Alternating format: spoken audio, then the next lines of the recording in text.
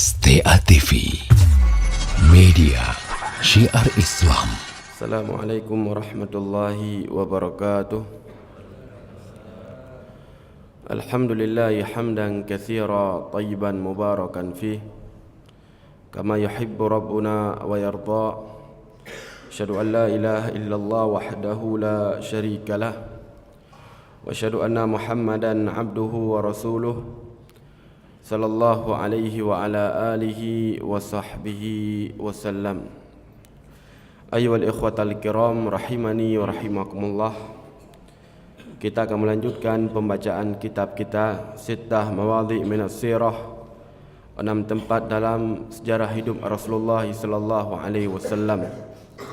Qala al-muallif rahimahullah, berkata penulis kitab Syekh Muhammad bin Abdul Wahhab rahimahullah, al-mawdhi'u tsani, poin yang kedua, annahu sallallahu alaihi wasallam lamma qama yandirhum anisyirki wa ya'muruhum bidaddihi wa huwa tauhidi lam yakrahu dhalika wastahsanu wa haddathu anfusahum bidukhuli fihi ila an saraha bisabbi dinihim wa tajhil ulama'ihim fahina idzin syammaru lahu wa li ashabi anis saqa wal udwa. Disebutkan oleh Syekh Muhammad bin Abdul Wahhab rahimahullah, di saat Rasulullah sallallahu alaihi wasallam beliau bangkit mengajak mereka untuk mentauhidkan Allah Azza wa Jal dan melarang mereka dan memperingatkan dari melakukan perkara kebalikan dari tauhid, yaitu syirik.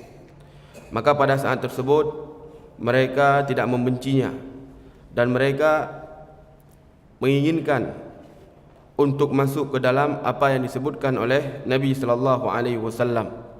Jadi pada saat itu Rasulullah sallallahu alaihi wasallam mendakwahkan mereka secara umum, tauhidkanlah Allah dan jauhkanlah diri-diri kalian dari kesyirikan. Maka pada saat tersebut mereka menganggap bahwasanya diri mereka termasuk dari golongan orang yang diajak oleh Nabi alaihi salatu wasallam.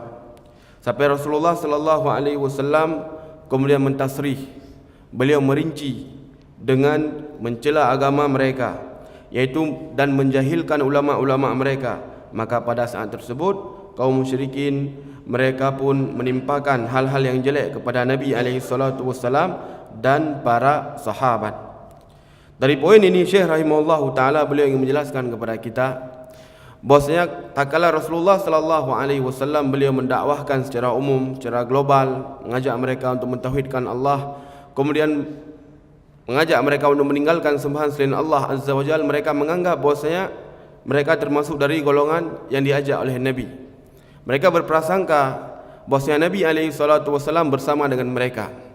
Dan ini tidaklah mereka yakini demikian kecuali karena memang mereka benar-benar mengenal Nabi sallallahu alaihi wasallam. Rasulullah sallallahu alaihi wasallam sebelum beliau diangkat menjadi rasul, beliau adalah orang yang sangat mulia. Dan beliau berasal dari keluarga yang terhormat.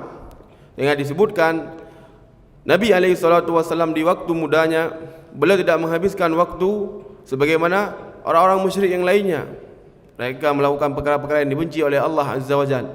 Rasulullah sallallahu alaihi wasallam di awal hidupnya, yaitu di masa muda, beliau mengembala kambing, dan mengembala kambing ini merupakan pekerjaan dari para nabi dan para rasul. Disebutkan oleh Al-Hafidz Ibnu Hajar rahimahullahu taala, di antara hikmah para nabi dan para rasul mereka mengembala kambing agar mereka terbiasa untuk mengatur kambing tersebut. Karena kenapa? Karena nantinya mereka akan terbiasa untuk mengatur dari problematika umat.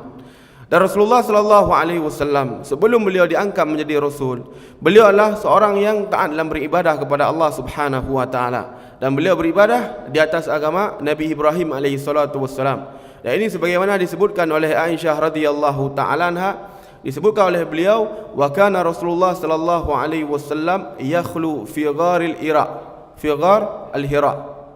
Bahwasanya dahulu Nabi alaihi salatu wasallam beliau mengasingkan diri di gua Hira.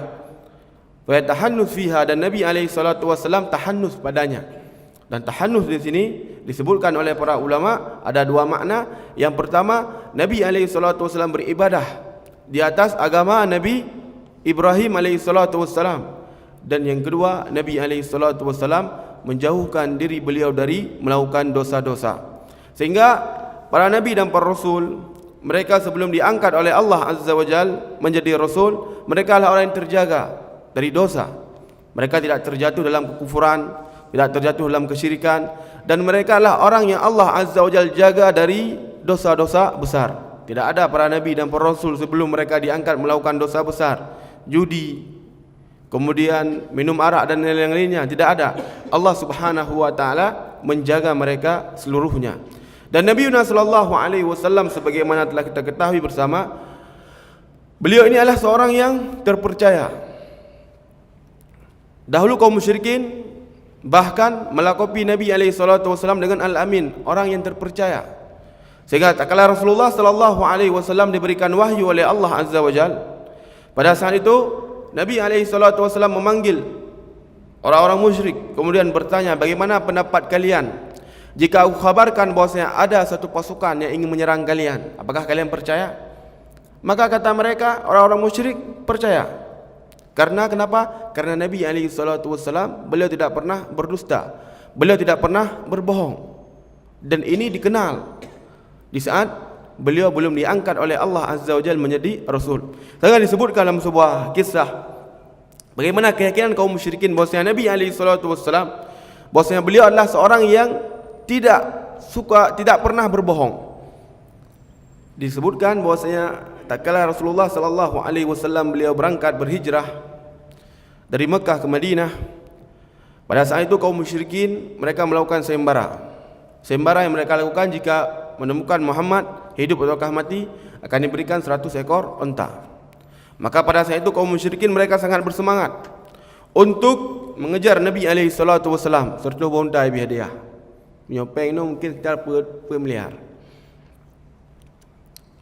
Salah seorang yang paling bersemangat adalah Suraqah bin Malik. Suraqah bin Malik ini, beliau adalah seorang yang paling pandai dalam melihat jejak. Jadi menyuna jejak-jejak urung gadah, kayaknya urung cara nak tentang permasalahannya. Sehingga beliau berangkat. Lam ulai 100 buah unta. Maka tak kala beliau melihat Nabi alaihi salatu wasallam dan Abu Bakar pada saat tersebut, beliau pun memacu kudanya, kemudian terjerembab. Dan beliau akhirnya bangkit. Nyo karubah dalam matanya 100 buah unta. Kemudian beliau pun berangkat. Kemudian tak kala dekat dengan Nabi alaihi salatu wasallam, terjerembab untuk kedua kalinya. Maka pada saat itu dia meminta agar Nabi alaihi salatu wasallam menolongnya. Kemudian pada saat itu Nabi berdoa kepada Allah Azza wa Jalla sehingga kuda Suraqah ini jejak lagi biasa long. Jadi dia jerembab bedah dalam lagi saat. Namun tidak membuat Suraqah bin Malik kapok pada saat tersebut. Bahkan beliau kalagian kagum doa oleh Nabi alaihi salatu wasallam, beliau masih berkeinginan untuk membunuh Nabi alaihi salatu wasallam. Terus bonda yang fikir tapi. Maka untuk ketiga kalinya Suraqah bin Malik beliau pun terjerembab lagi ke tanah. Maka pada saat itu beliau mengatakan, saya tidak akan mengganggu dirimu lagi wahai Muhammad, ambillah perbekalanku dan ambillah senjataku. Dan Nabi alaihi salatu wasallam tidak membutuhkan hal tersebut. Sehingga beliau berdoa kepada Allah Azza wa Jalla agar kaki kuda Suraqah bin Malik kembali seperti semula. Kita melihat bagaimana akhlak yang dimiliki oleh Nabi alaihi salatu wasallam. Mio tayo mungkin lega ipilit ya tak ada. Hanali mio kalagian rek badana udip-udip tatanom mio. Anda pernah tengali inna langsung tatanom. Namun Nabi alaihi salatu wasallam tidak demikian. Beliau berdoa kepada Allah Azza wa Jalla sehingga kaki kuda Suraqah bin Malik kembali seperti semula. Maka pada saat itu Suraqah bin Malik beliau meyakini bahwasanya Nabi sallallahu alaihi wasallam dilindungi oleh Allah Azza wa Jalla. Padik ke bunuh kuda rut. Dan disebutkan dia pun mendatangi Nabi alaihi salatu wasallam dan mengatakan, wahai Muhammad, saya mengetahui bahwasanya agama yang kau bawa ini akan jaya. Maka ketika agamamu jaya, jika aku mendatangimu, maka berilah jaminan kepadaku. Baik nepoh lun. Kemudian kekenle Nabi alaihi salatu wasallam, ya, wahai Abu Bakar, tulis perjanjian. Maka Abu Bakar pun menulis perjanjian di atas tulang. Kemudian diberikan kepada Suraqah. Suraqah pun mengambil, kemudian dia letakkan di bajunya. Kemudian di saat dia beranjak ingin pergi, Nabi SAW mengatakan, wahai Surakah, bagaimana pendapatmu jika engkau nanti memakai pakaian kebesaran Kisra? Nabi SAW menawarkan demikian. Surakah bin Malik mengatakan, Kisra bin Hurmuzan. Naam, kata Nabi, ya, Kisra bin Hurmuzan. Kisra bin Hurmuzan nyok urahan solti cukeh rasaan. Raja Arab mentang mengejak kedihan lemah hai kalian. Karena kekuasaan yang sangat besar yang dia miliki. Musuh-musuh cukeh Kisra bin Hurmuzan. Namun karena Nabi SAW beliau adalah seorang yang jujur, Surakah bin Malik tidak mengingkari apa yang dikatakan oleh Nabi SAW. Beliau cuma terperanjak. Oh manyo gawat tak no. Kisra bin Hurmuzan sampai gede yang langit. Dan disebutkan oleh Nabi SAW, ya, nanti engkau akan memakai daripada pakaian kebesaran yang dimiliki oleh Kisra. Maka pada saat itu Nabi SAW memerintahkan Surakah untuk kembali ke tempatnya. Surakah pun kembali. Kemudian beliau melihat kaum musyrikin mereka sangat banyak pada saat itu ingin mengejar Nabi SAW, dan beliau berjanji melindungi Nabi SAW. Beliau mengatakan, jangan kalian kejar Muhammad, niscaya telah aku lewati seluruh tempat, aku tidak mendapati ada Muhammad padanya, dan kalian telah ketahui bagaimana aku dalam mencari jejak. Maka kaum musyrikin yang tadinya semangat untuk mencari Nabi SAW, mereka pun meninggalkan Rasulullah SAW. Kemudian setelah Nabi SAW tiba di Madinah, pada saat itu baru Surakah bin Malik menceritakan tentang kejadian yang dia alami. Maka Abu Jahal pada saat itu mengatakan kepada Surakah, cela Surakah, penakutkah dan semisalnya. Maka Surakah pun menjawab, bahwasanya jika engkau melihat bahwasanya kaki kudaku terjerembab beberapa kali, niscaya engkau akan mengetahui bahwasanya dia adalah seorang nabi dan menyukai Nabi SAW tentangnya. Surakah bin Malik radhiyallahu ta'ala anhu, beliau pun disebutkan hidup setelah wafat Nabi SAW, dan hidup di zaman Abu Bakar, dan hidup di zaman Umar bin Khattab radhiyallahu ta'ala anhu. Dan tak kala Umar mengutus Sa'ad bin Mu'ad kedih negara Persia untuk menggoncang negara Persia, maka dibawalah harta rampasan perang yang sangat banyak pada saat tersebut. Dan Umar pun memberikan pakaian yang dulu dijanjikan oleh Rasulullah SAW kepada Surakah bin Malik radhiyallahu ta'ala anhu. Ayuhal ikhwatal kiram rahimani wa rahimakumullahu jami'an, asyahid kaum musyrikin. Dahulu mereka mengetahui bahwasanya Nabi SAW bukan seorang yang berdusta. Sangat berbeda dengan orang yang mengaku sebagai nabi palsu. Maka jelas mereka adalah seorang pendusta. Musailamah al-Kadzab, di kala Nabi SAW kan semakin le pengikut ji picok cara lain, dia mengaku roh sebagai nabi. Dan dia itu benar-benar dusta, perbuatannya, ucapannya. Dan Allah Azza wa Jalla hinakan Musailamah tersebut. Pernah datang orang Ansar kepada Nabi SAW. Mereka sudah menggali sumur yang sangat dalam. Maka air tidak bisa dipakai. Nabi SAW diminta oleh sahabat untuk melihat sumur tersebut. Nabi berdoa kepada Allah Azza wa Jalla, ya Allah. Berdoa Nabi SAW, kemudian beliau meludah. Air sumur yang tadinya tidak bisa dipakai, bisa dipakai. Maka ini didengar seantero Madinah pada saat tersebut. Bahkan terdengar di tempat Musailamah al-Kadzab yang dia itu mengaku sebagai nabi. Dia pun ingin mencontoh Nabi SAW. Kemudian datang manusia kepada Musailamah al-Kadzab. Wahai nabi kami, kata orang-orang ini, bahwasanya nabi di Hijaz, nabi di Madinah, dia itu meludah, kemudian air yang tadinya tidak bisa dipakai, bisa dipakai. Nyo namun berahli urungan. Ini ada sumur, engkau meludah, siapa tahu airnya akan lebih enak. Sumur God, kemudian you ludah halim urang berdasarkan Mbak Musailamah, sehingga iji menjadi mengalam. Maka Musailamah pun berdiri, kemudian komat kamit, kemudian dia meludah. Air yang tadinya bagus menjadi busuk. Allah Azza wa Jalla hinakan dia. Kemudian juga disebutkan bahwasanya pernah kebiasaan dulu orang-orang, jika anak lahir dibawa ke Nabi SAW itu ditahnik, taruh kurma di langit-langitnya. Maka pada saat itu Nabi SAW mengelus dari rambut anak tersebut karena kabotak namanya. Pada saat itu rambut itu pun tumbuh.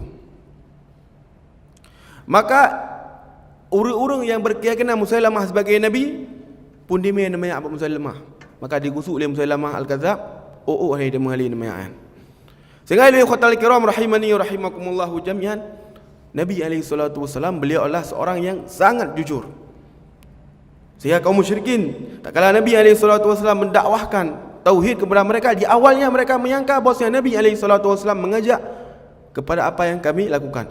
Namun di saat Rasulullah SAW merinci dakwah beliau, menyebutkan bahwasanya ini adalah sesat, ini adalah syirik, ini adalah perkara yang harus ditinggalkan, dan ulama-ulama kalian adalah orang-orang yang sesat, orang-orang yang bodoh. Maka pada saat tersebut kaum musyrikin mereka menyingsingkan lengan-lengan mereka untuk memerangi Rasulullah SAW. Dan fenomena ini jika kita lihat juga terjadi pada Ahlussunnah wal Jamaah di zaman ini. Di saat mereka mendakwahkan manusia pada Al-Quran dan hadis Nabi SAW secara umum, maka mandu manusia long Ahlussunnah wal Jamaah. Namun dikala dirinci dakwah bahwa akidah Ahlussunnah wal Jamaah demikian, kemudian keyakinan Ahlussunnah wal Jamaah demikian, maka pada saat tersebut mereka pun menyingsingkan lengan-lengan baju mereka untuk menghambat dakwah Al-Quran dan hadis Nabi SAW. Ayyuhal ikhwatal kiram, mungkin hanya ini yang bisa kita sebutkan di pertemuan yang berbahagia ini. Lebih dan kurang saya mohon maaf. Subhanakallahumma rabbana bihamdik, asyhadu an la ilaha illa anta astaghfiruka wa atubu ilaik. Assalamualaikum warahmatullahi wabarakatuh. STA TV Media Syiar Islam.